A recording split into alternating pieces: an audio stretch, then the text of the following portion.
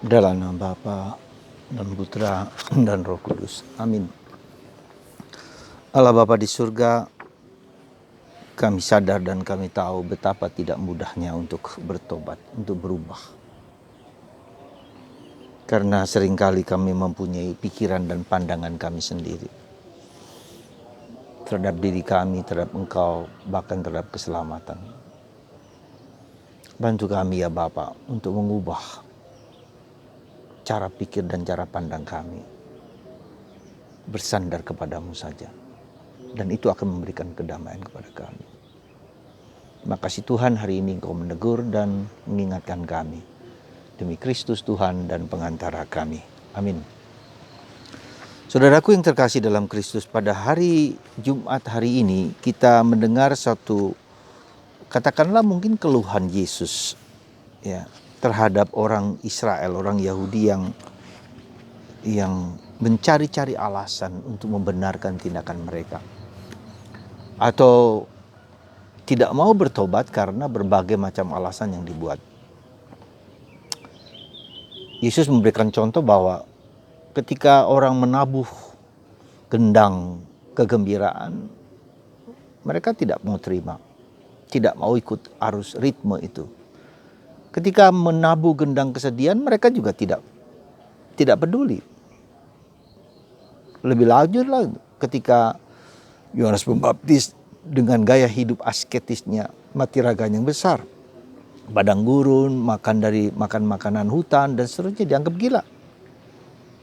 Ketika Yesus makan bersama orang Farisi dan orang berdosa di rumah makan, Yesus pelahap. Saudara, Yesus ada pada zamannya tidak mampu dan tidak bisa dalam batas tertentu memaksa mereka untuk bertobat, untuk percaya kepada apa yang dia sampaikan. Betapa tidak mudahnya bagi kita, bagi Anda, bagi saya. Kita sajalah, nggak usah orang lain. Kita sajalah, kita mau berubah, kita mau bertobat. Betapa tidak mudahnya mengubah cara pandang, cara sikap hidup kita yang seperti apa. Itu tidak sangat mudah, tidak gampang seperti yang kita pikirkan.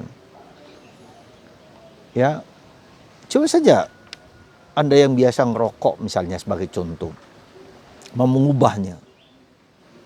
Padahal itu sudah mengakar sejak SMP, sudah terus sampai sekarang. Ubahnya sulit. Nah, demikian juga sekarang kalau boleh dikatakan dengan virus coronavirus ini sudah 9 bulan lebih. Bahkan akan terus kan sampai kapan kita nggak tahu. Ya. Tanda apa ini? Ya, tanda apa ini bagi kita? Mungkin kita diminta untuk bertobat, untuk mengubah cara pikir, cara pandang hidup kita. Ya. Dan apakah itu kita mengerti dengan baik? Ya. Itu kita pahami dengan baik? Bisa tidak, orang nggak peduli. Ya. Bisa saja. Dan orang tidak menangkap bahwa memang ini sesuatu yang mungkin Tuhan berikan kepada kita, karena betapa tidak mudahnya kita bertobat. Karena itu diberi waktu yang cukup lama supaya orang memikirkan. Ya, orang memikirkan dan orang meresapkan, memang itulah yang diminta Tuhan bagi kita.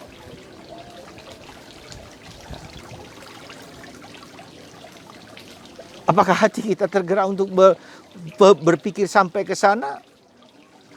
Orang melihat ini sebagai virus-virus biasa, bisa jadi. Jadi cara Tuhan menegur kita, mengajak kita berpikir itu perlu kita tanggapi dengan hati yang terbuka, hati yang ikhlas, hati yang sungguh-sungguh mengajak kita untuk memikirkan hal-hal tersebut dengan baik.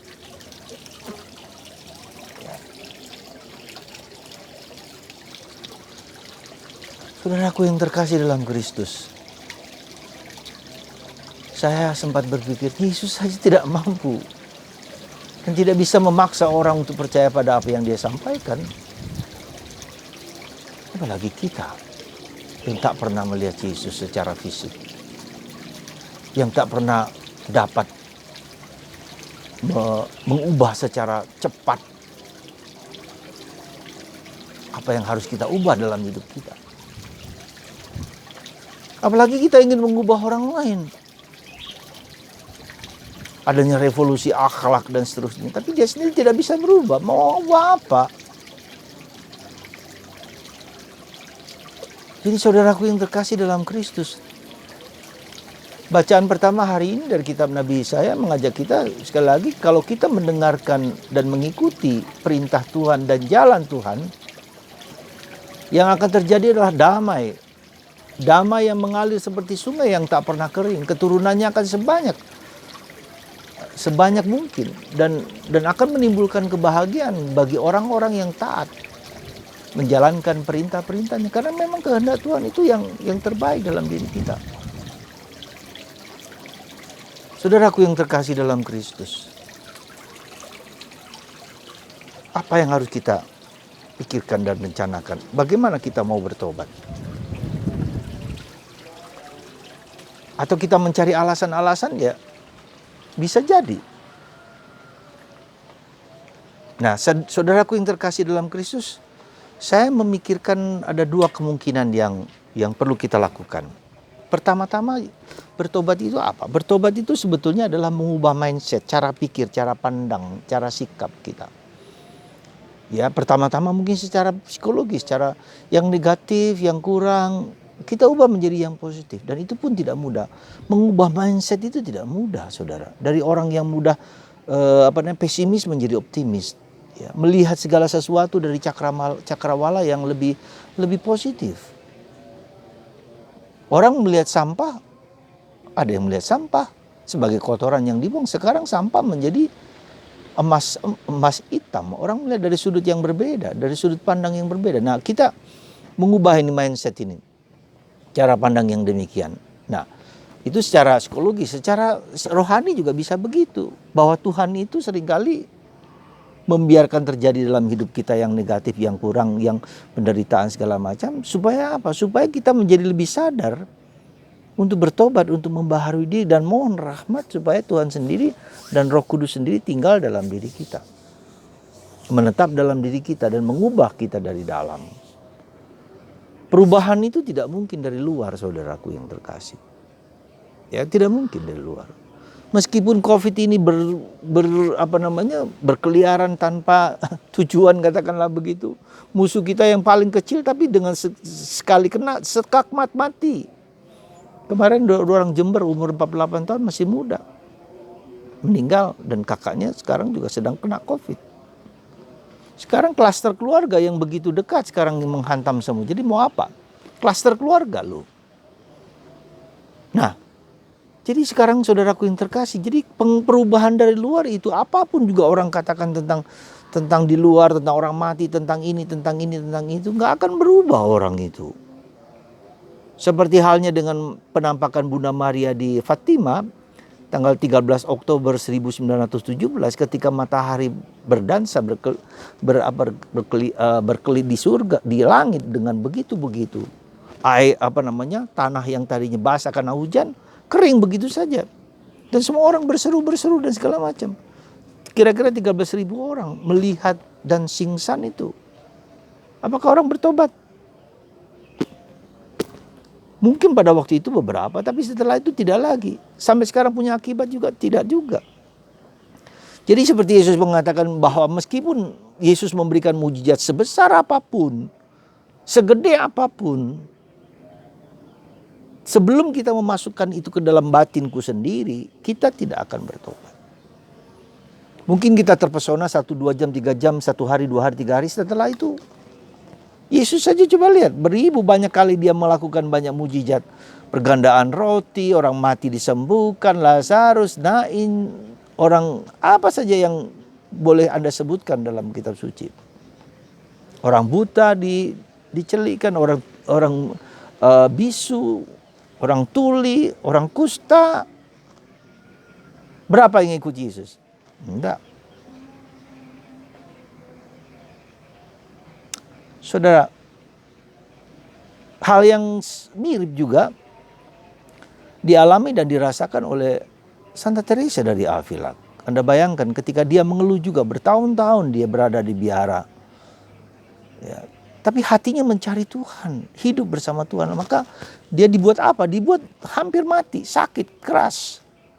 Hampir mati. Jadi suatu proses yang hampir mati, lalu kemudian hampir aja mau dikubur. Tapi kemudian dia bangun kembali dan dia merasa Santo Yosef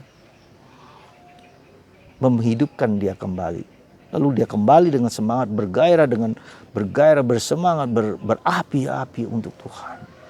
Dan dia menemukan Tuhan.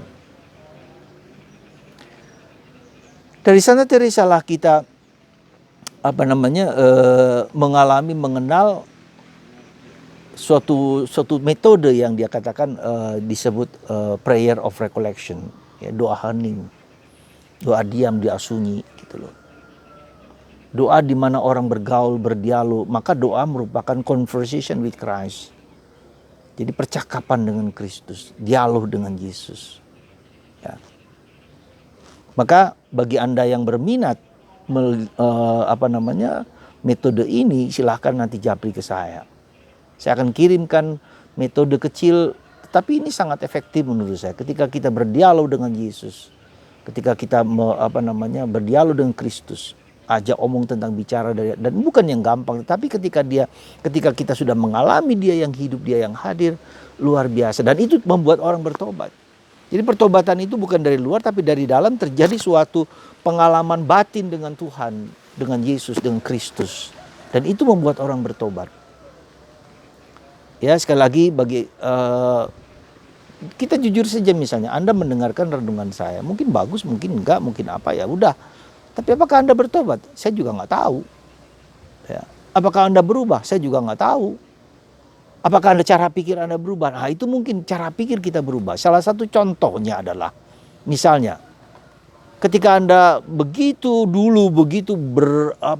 berapi-api untuk memiliki sesuatu barang, ya, terikat pada barang A, barang B, barang C, ya. Tetapi sekarang nilainya menjadi berkurang. Enggak juga. Tidak akan memberikan kebahagiaan. Jadi ada suatu situasi di mana kita yang dulu kita anggap berharga, kata Paulus, sekarang gua anggap sampah. Nah, adakah itu dalam diri kita? Kalau itu ada, maka itu salah satu indikasi bahwa hidup doa kita menjadi bertumbuh dan berkembang. Orang tidak lagi mencari kekuasaan, orang tidak lagi mencari harta, orang tidak lagi tidak penting harta, perlu, bekerja perlu, tetapi bukan satu-satunya yang membuat orang bahagia. Nah, itu tanda indikasi persis. Maka Anda coba lebih dalam bertemu dengan Yesus Kristus. Ya, dan itu membutuhkan suatu latihan. Jadi tidak sekali jadi, saudaraku yang terkasih. Hidup rohani itu spiritual exercise, latihan rohani. Ya, latihan rohani harus dilatih. Kalau orang tidak melatih itu, ya nggak bisa, nggak mungkin begitu saja. Misalnya seperti kalau kita perhatikan, coba lihat di dua orang yang disalibkan bersama Yesus itu, coba kita lihat. Yang sebelah kanan melihat situasi seperti itu terbuka lalu mengatakan, Yesus hari ini bilang kau naik ke surga, cangkingan aku gitu kan. Tapi yang satu, meskipun saat kritis seperti itu, dia tetap menghujat Yesus. Coba kita lihat, kita perhatikan. Ya, mudah-mudahan kita menjadi seperti sebelah kanan pada saat kita mau mati, kita sudah mau bertobat. Ya. Tapi kalau kita tidak melatih diri terus-menerus sejak sekarang, jadi ketika sakit pun kita masih mengeluh, menghujat, menghantam Allah dan memarahi orang lain di sekitar kita. Kita nggak bertobat, sulit sekali karena sudah mindsetnya sudah mengakar gitu loh. Nah, itulah jadi perjuangan kita. Jadi saudaraku, ya, kalau dikatakan kalau spiritual exercise, latihan rohani, ya kita harus jalankan. Kita berdoa rosario, kita membaca kitab suci, kita doa hening, diam, belajar. Apa sih artinya setengah jam, seperempat jam setiap hari kita duduk? Itu adalah bentuk-bentuk latihan. Anda membaca kitab suci, Anda berdialog dengan orang lain, dan ketika Anda tidak mampu, tidak mau mengerti, mencari orang yang bisa membantu Anda. Seperti orang lumpuh gitu kan, yang dibawa oleh teman-temannya naik ke atas kebubungan bait Allah lalu diletakkan. Dia nggak mampu, butuh orang lain. Ya. supaya kita menjadi lebih dalam. Saudaraku yang terkasih, tanda-tanda zaman saat ini, pandemi ini merupakan suatu undangan bagi Anda, bagi saya. Ya, untuk apa? Untuk diam, hening, sunyi, untuk kembali kepada Tuhan. Semoga Anda dan saya bertobat dan mohon rahmat itu. Tuhan berkati Anda semua dalam nama Bapa dan Putra dan Roh Kudus. Amin.